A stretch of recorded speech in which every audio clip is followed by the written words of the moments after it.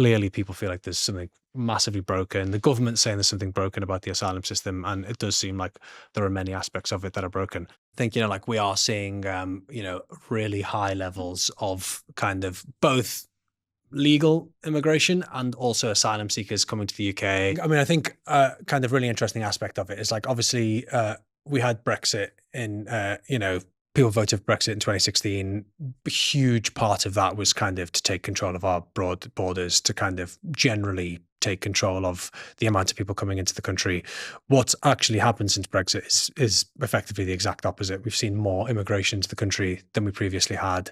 And the kind of types of people coming into the country has also radically changed. Prior to Brexit, the majority of people were from European countries, and now they're not. They're from kind of countries that people, less Western.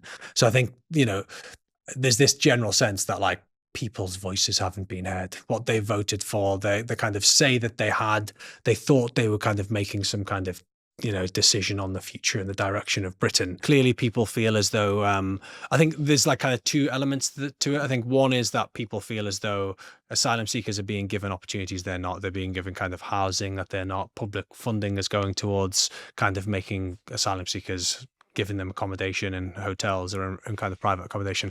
And I think on the other hand, people feel like the culture of the country is changing.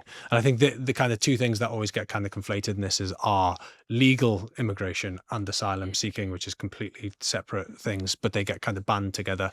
And you kind of get the sense that people, and clearly because of the fact it's such a big political kind of talking point, and the fact that reform is riding so high off the back of this, clearly people feel like there's something massively broken. The government's saying there's something broken about the asylum system, and it does seem like there are many aspects of it that are broken. So this seems to be structured around like, let's create a deterrent, so people stop trying to get here, and also let's do something that feels to the public like something big is happening.